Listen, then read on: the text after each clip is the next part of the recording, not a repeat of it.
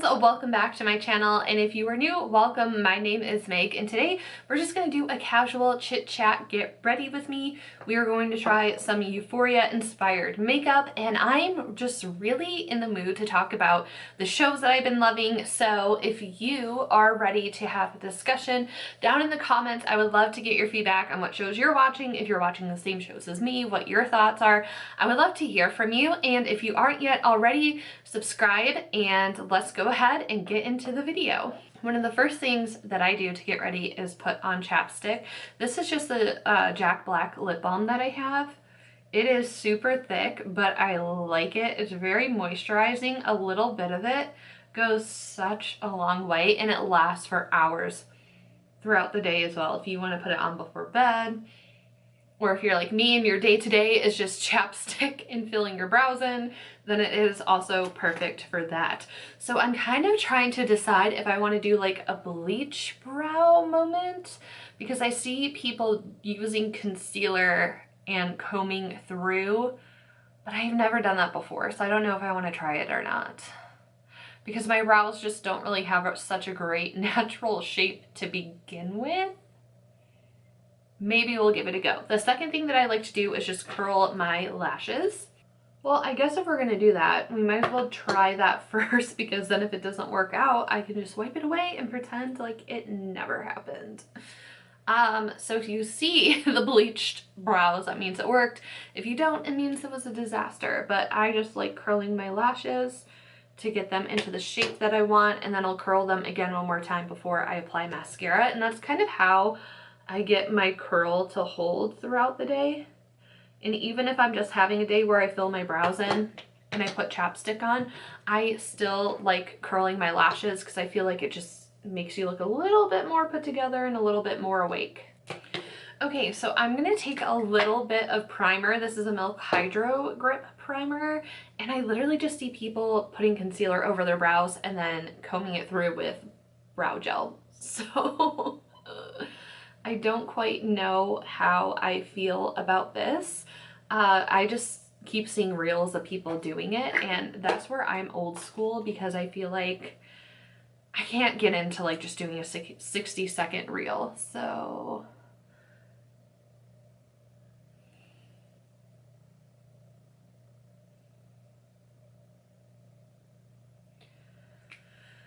okay, so now I'm going to take one of my spoolies and just run it through.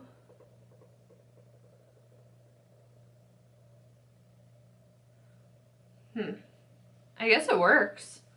We'll just go with it and see what happens. Interesting. Okay, I see where this is going. Let's see where it continues to go. So one other thing that I'm going to do, I'm also going to do my eyeliner first, because it is the most nerve-wracking part. So speaking of Euphoria, I do want to talk about this for a minute. I'm also going to go with my ABH eye primer next. And I guess it's kind of nice, right? Because like if you get it messy, like concealer under here or above here, you're just going to be blending it out anyway. Okay, cool. So when it comes to Euphoria, I started watching the show during quarantine, like 2020 when it came out, and I kind of put off watching it because honestly it just sounded like a show that would be too triggering for me, and I'm just preferencing all of this by saying that I am a highly sensitive person. Like, I get too into shows to where I literally get involved with the characters' feelings. Like, so if like something upsetting is happening to them, I get very upset about it. So I have a hard time watching like more serious shows. I like to keep it to comedies for that reason. But everyone's talking about Euphoria and they're comparing it to Degrassi, which, what a gem.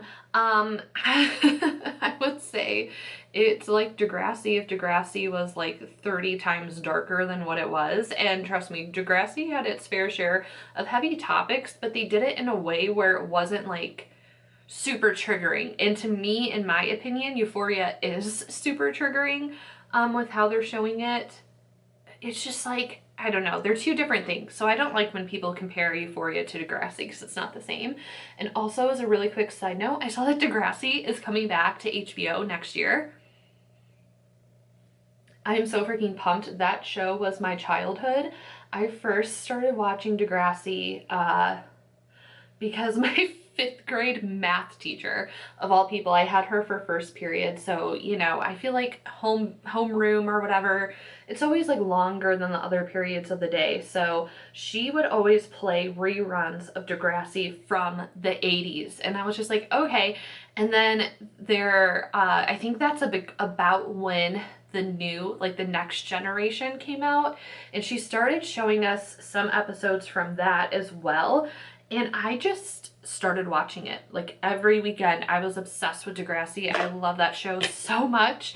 So that's my little rant on Degrassi and how much I love it. Where is my eyeliner? Ugh. Okay, so I have this Essence 24 Ever ink liner in Intense Black. It is like a little pen, so we'll see how we get along with it. I haven't really used it too much. I just purchased it, and of course it's only like $2. So we have the lids nice and prepped, and I'm doing the New Year's Eve look on jewels. So I'm actually gonna pause talking for a minute because I doubt I'll even be able to breathe while I'm doing this. But I want to do that look, but with a twist on it and add my own spin to it, but I just want to get this eyeliner bit down.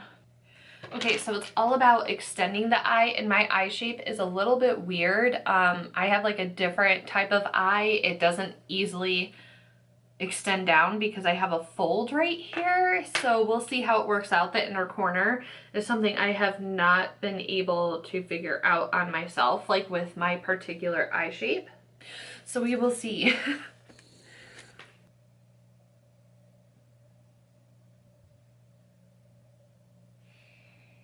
Because you see how I have like that fold there? I feel like most people don't have that.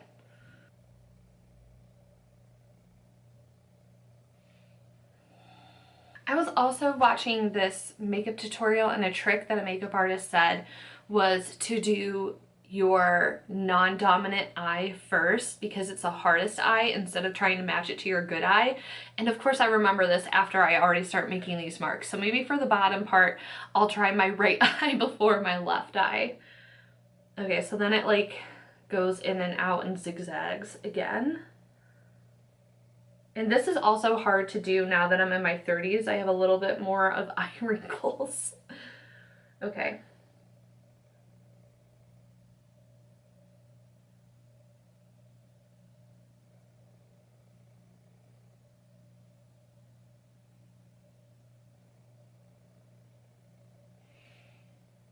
Okay, so now I'm going to try to fill this in.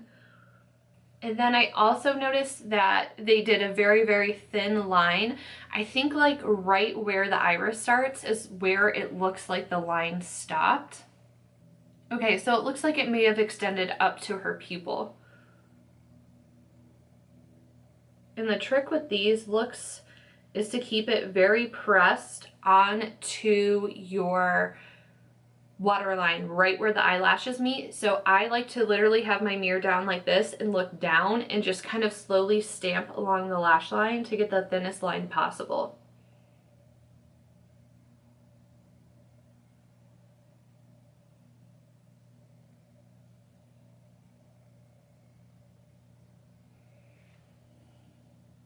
So there we have it. We have one eye done, thank God. I'm still waiting for this to dry before I go crazy with making facial expressions. Okay, so it is looking pretty good. However, this eye, the eye that I am not the most dominant on, it's looking a little bit blobby instead of like sharp and pointy. So I'm going to try taking this. I actually got this in a FabFitFun box, but this is by the brand Aria, and it's just a reusable makeup swab. So, and what you want to do is take a oil-free makeup remover. So I just have some micellar water here. I'm going to get the tiniest amount onto the tip and then start to clean it up.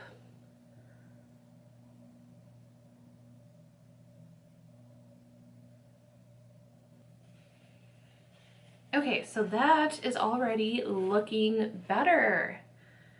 So now that we have the most difficult part of this done, we can move on to eyeshadow, and it looks like she had a slight purple lid with some glitter, and I'm just gonna play based off of that. So this is the Moonspell Volume 2 palette by Lunar Beauty. I'm gonna be taking the shade Alex, and I'm just gonna put it all over my lid, and then I'm gonna use some of the glitters from the Huda Beauty Rose Quartz palette as a topper. So let's get into that.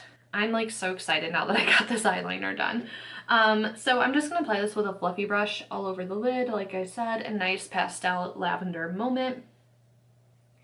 And back to Euphoria being like a giant like trigger warning, like I'm so weirded out by people that are trying to flex and be like, if your high school experience wasn't like Euphoria, then you're lying, or like you're boring. And it's like, why would you want your high school experience to be like Euphoria? It sounds horrible, unless if you're like Lexi and like you keep to yourself. But I just think that it's odd. I can see it being more realistic for like this generation of high schoolers, just because I used to do some drug and alcohol prevention work inside of high schools, and it's terrible because there are a lot of high schoolers that are using hard drugs, that are using meth, that are using heroin, that are using fentanyl, and that were sadly overdosing on it. And I did not have that experience at my high school.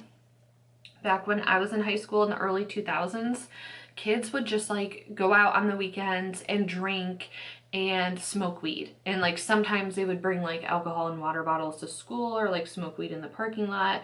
But that was really like the extent of drugs and alcohol in my high school. So I can say I didn't relate to Euphoria's high school experience, but I do know that there are issues now with kids using heavier drugs and all of that. So I can understand that, but I don't know why that is a flex, because it shouldn't be. It's really sad.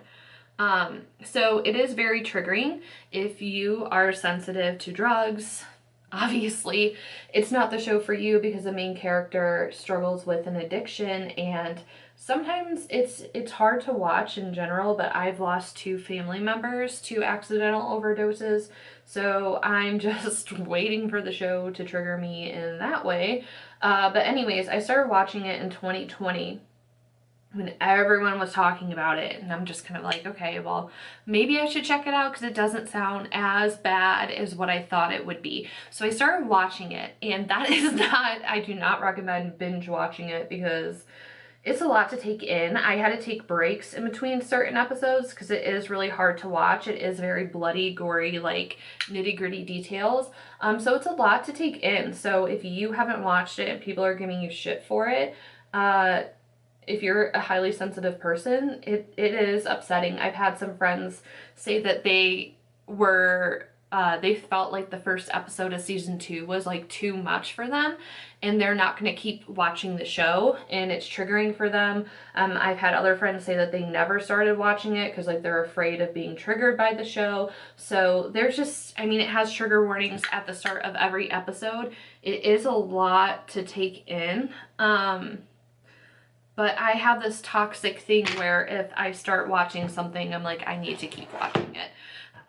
But I do know that there's a website called doesthedogdie.com, I think it is. And you can read anything that's triggering. I think for like any movie and any TV show, it lists like what is triggering or like what might be upsetting in the show. So you can read through that to get an idea if you've been on the fence of checking it out. I also tend to look ahead and read the descriptions on Wikipedia of each episode, because it gives you an idea. And if you think an episode is too much for you to handle, like you could just skip that episode entirely, or just decide the show isn't for you. So that's kind of my piece on Euphoria. And going into the Rose Quartz palette by Huda Beauty, I'm taking the shade called Moon Magic with my finger, and I'm just going to add some razzle dazzle to this.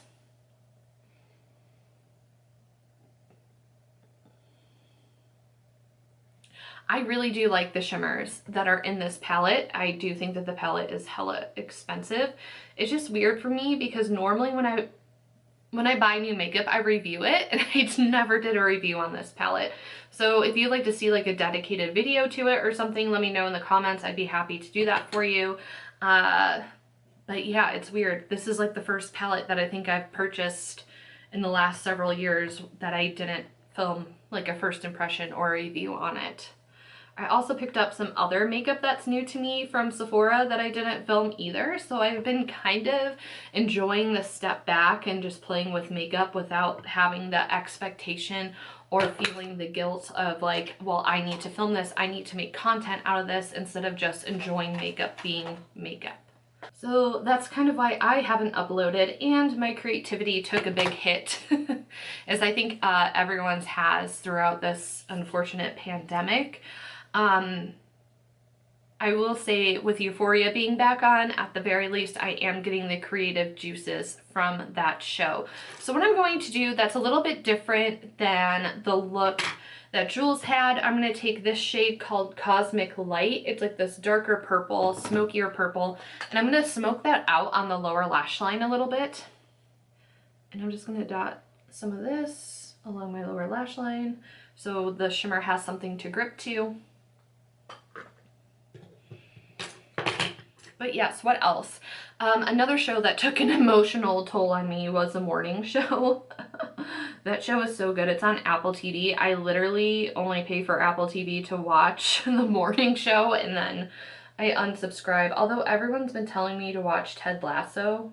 So if you've seen Ted Lasso, let me know in the comments if it's worth watching and checking out. I haven't heard anything bad about it.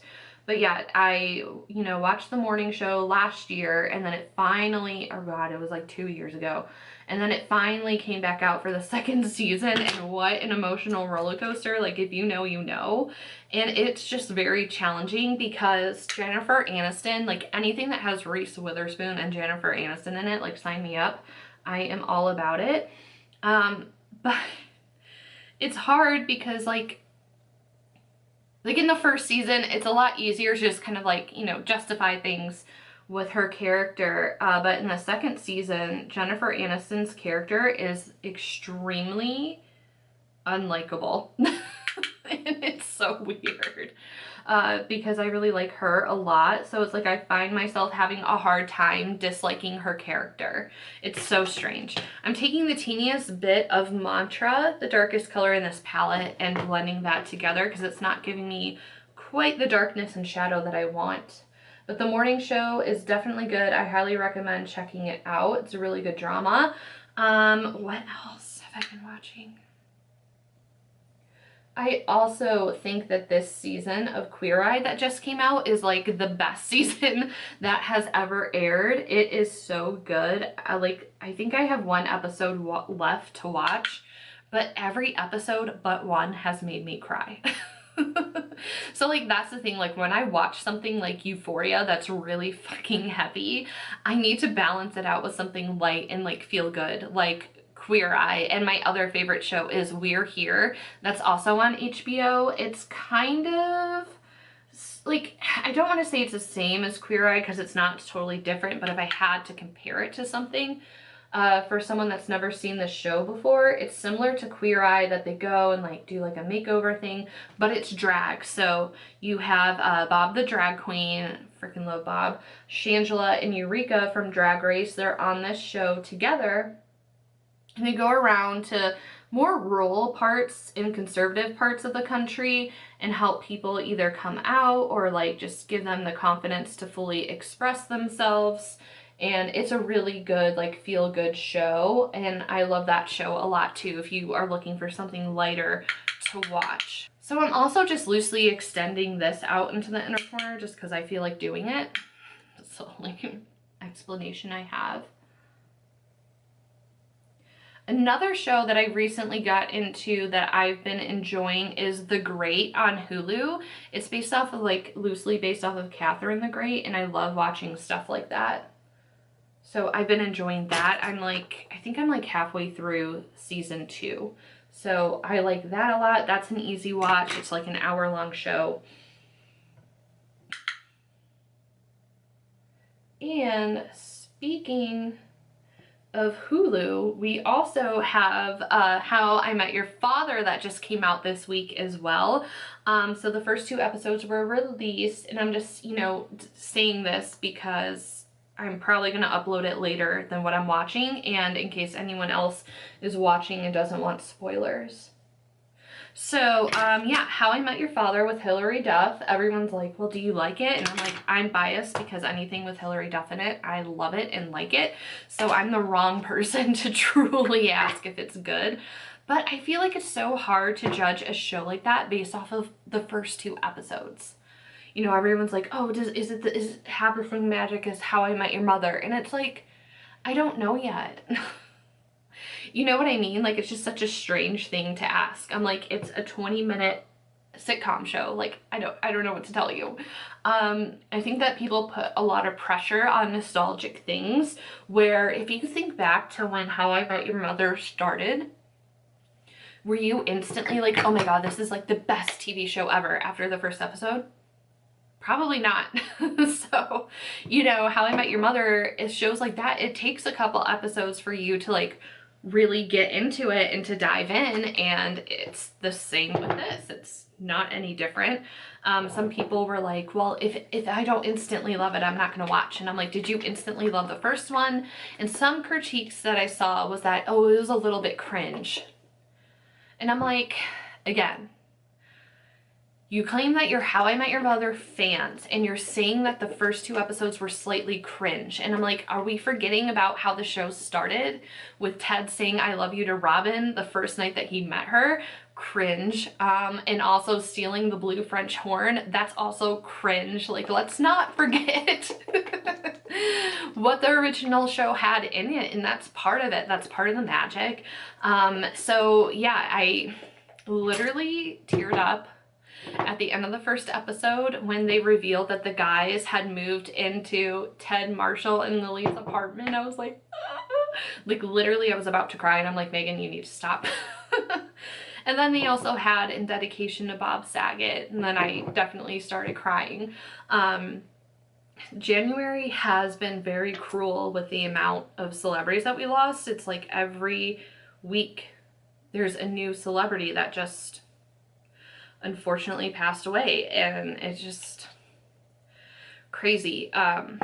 So I was really sad when I found out that Bob Saget died, because I grew up on Full House, America's Funniest Home Videos, and he was also the voiceover dad on How I Met Your Mother. So I'm like, that man was literally in my life from when I was a child to my mid-20s when How I Met Your Mother was on for me. So yeah, devastating. I do love that Kim Cattrall is the voiceover mother on this new show. I think that that's really, really fun. I'm also sad she's not on the Sex and the City reboot, which is also what I want to talk about. But in the meantime, these are both Estee Lauder foundations. This is the sheer double wear, and this is the original double wear.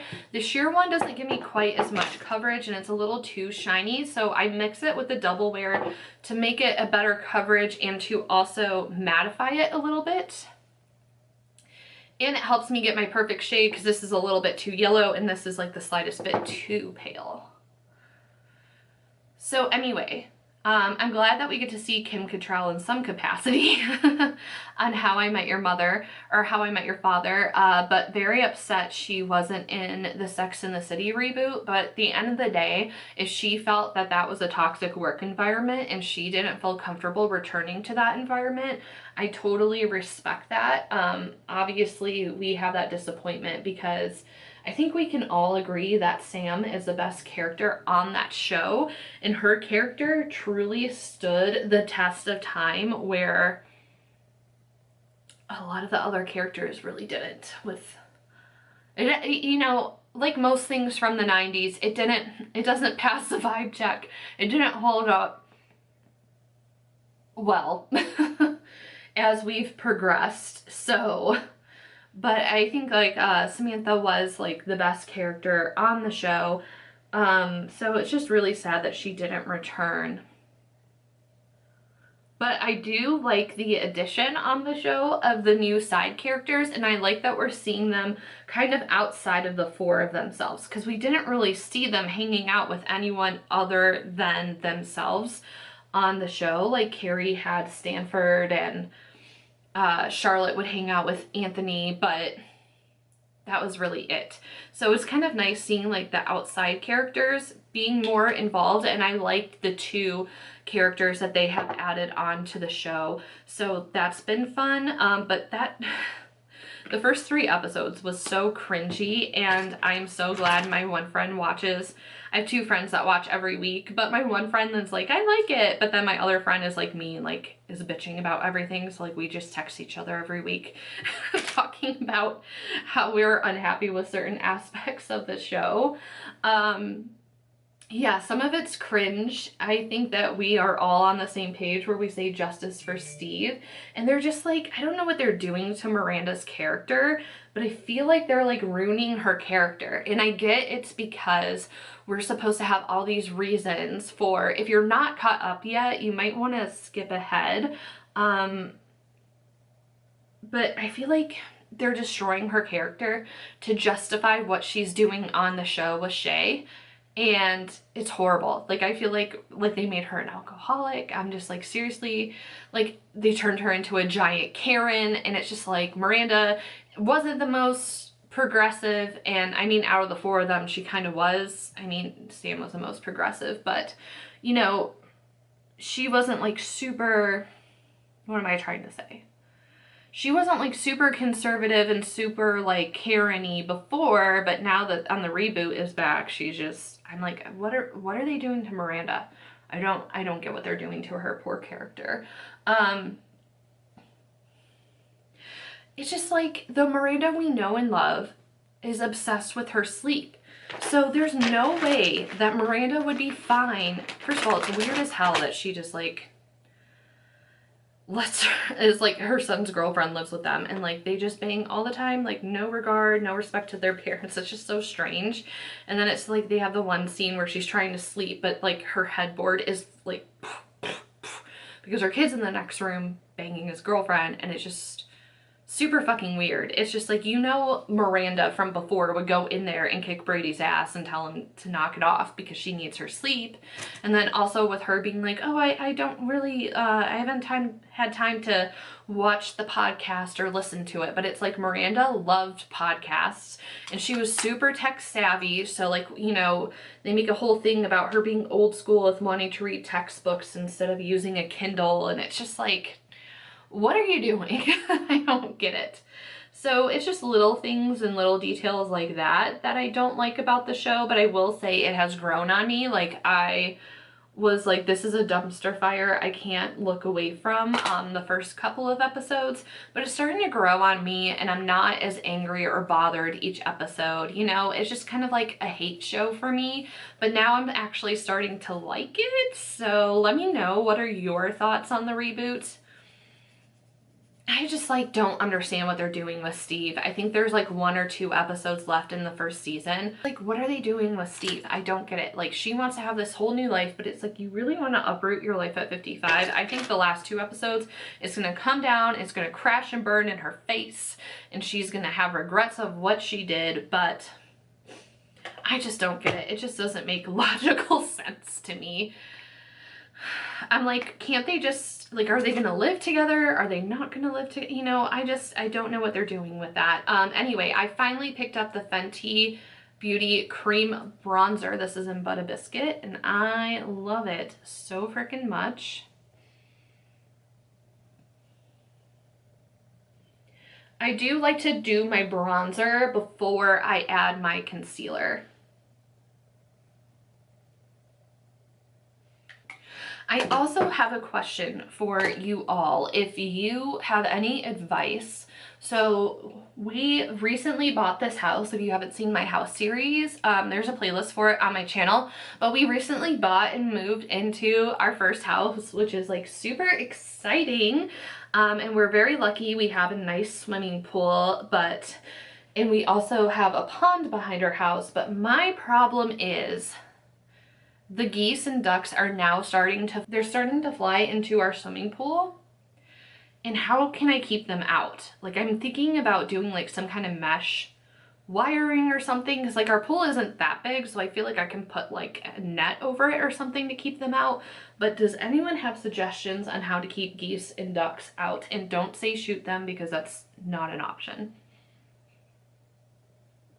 We have a lady that lives a couple houses down, and she feeds them every single day. So we have a pretty large amount of ducks and geese in our pond, more so than the surrounding areas, because she feeds them every day, twice a day. So, and she's just like a nicer older lady that just likes to look at the ducks and geese. But it's like, we have so much poo all over our lawn, all over our pavers, by our pool, and it's just disgusting. So I need some kind of solution.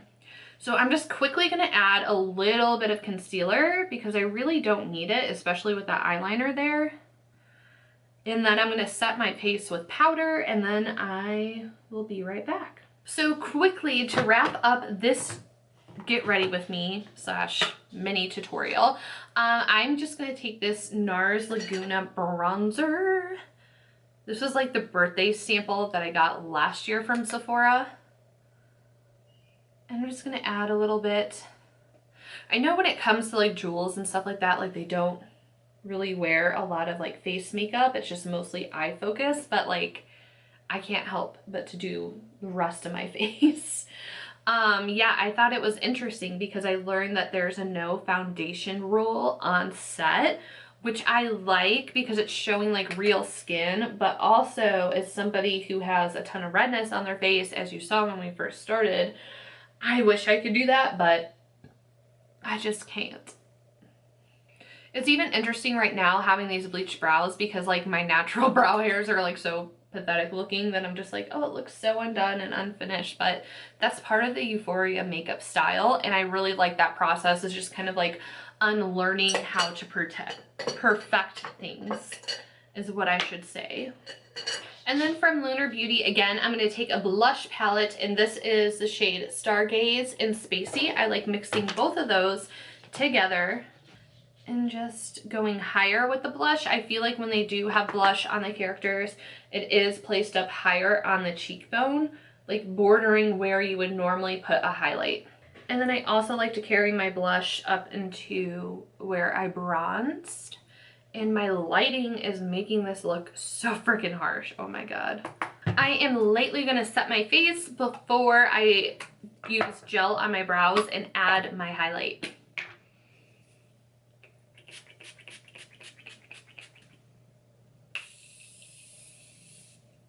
My lighting is making my bronze and blush look more intense than it actually is in real life, I promise. Another new product that I picked up is this Jaclyn Hill highlighter, Jaclyn Cosmetics highlighter in the shade Iced. I was curious about these highlighters when I saw them launch, because I still love a really bright beaming highlight. Like, I'm gonna take that to my grave. I can't let it go. So this is like really pretty. I like that I hardly need any product at all. And I picked this up on Ulta, like there was like a sale on them, and then I like that I was finally able to swatch. For the longest time you weren't able to swatch makeup, so I was finally able to see like what shade would work for me, and I actually have been enjoying it. So if you can catch it on sale, I would recommend it. I've been liking it so far. I'm just quickly gonna line my lips, and then I'm gonna do my brows. I'm pretty sure Jules is like a chapstick and go kind of person, but because I went full glam with the rest of my makeup, I want to balance it out by just adding some definition to my lips. And then to top it off, I'm just going to take this Nars Tinted Lip Balm in Orgasm.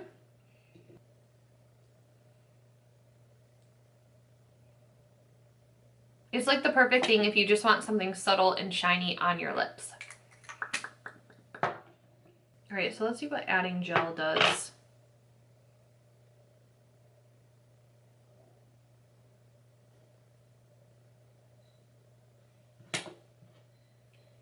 I'm definitely liking this bleached brow look better with the gel in for sure. All right, y'all, this is the finished look. I think that it turned out pretty good. I feel like I still need to work on scaling back when it comes to my base makeup, but I really love how this eyeliner turned out. It is something super unique, super different, something I probably never would have thought to try or would have tried in general. So that's why I love the makeup on Euphoria so much. Anyway, I hope you guys enjoyed this casual chit chat get ready with me video. Let me know what other kind of content you would like to see from me, and if you do like Euphoria inspired makeup, I already created a couple of different looks. Like, I think while the show was on, I'm going to try to create as many Euphoria inspired makeup looks as I can. So if you would like to see those, head over to my Instagram, MakeupByMegB. There is a link in the description, the Koji link. It will show you where else you can connect with me on social media. I hope you consider subscribing if you aren't yet already. And as always, thank you so much for your time and energy in this video. I really appreciate it, and I'll see you in the next one. Bye, everyone.